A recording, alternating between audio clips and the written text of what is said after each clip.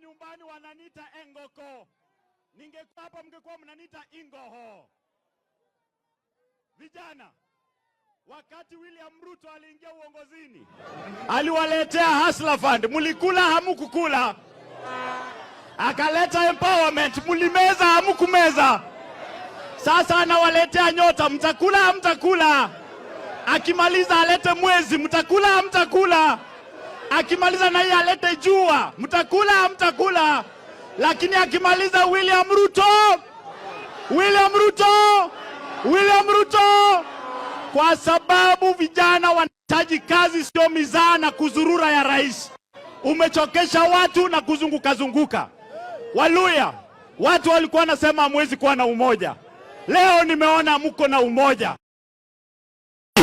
Watu kama Kibagendi kuja kuwapanga hapa. Mko na vijana wenu. Ninyi wenyewe mjipange. Apange kwa Ubaringo. Apange wapi? Apange wapi? Nyinyi ni nani? Nyinyi ni nani? Nyinyi ni nani?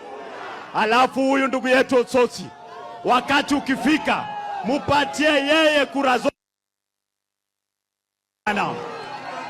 Asante sana. Alafu nataka mnisikize kidogo. Mbaleria nitapatia mheshimiwa, nitampatia. Sasa mnaona huyu kijana? Huyu kijana anaitwa Mheshimiwa Anthony Kibagendi. Huyu mheshimiwa juzi amefukuzwa bungeni. Amefukuzwa kwa sababu alikuwa anatetea haki yenu. Wangapi wanakubali asifukuzwe bungeni? Huyu mheshimiwa ni mpigania haki na kutoka Kisii. Asante sana. Nyinyi ni nani? Nyinyi ni nani? Nyinyi ni nani? Nataka kila mtu abebe mkono hivi. Nikiuliza people power, mnasema our power. Our power, people power. Sawa? People power. People. Our power. William Ruto. Mimi ningetaka pia tufanye hivi. Niweke mikono hivi. Nikiwauliza Moses Wetangula. Imagine mimi mjumbe ambaye nimechaguliwa na raia. Mimi nikatumwa katika bunge niende kuwakilisha watu.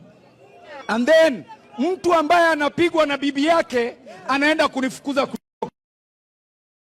Unajua huyo mtu anapigwa na babu, mtu anapigwa na bibi, anaitwa nani? Anaitwa nani? Mimi naambia Wetangula, I am ready. Ninataka mimi na wewe tumenyane kama manguruwe. I am ready kupigana na wewe kama nguruwe.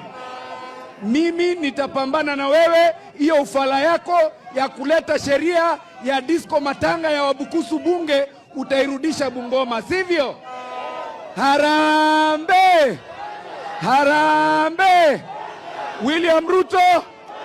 William Ruto na huyo Osotsi.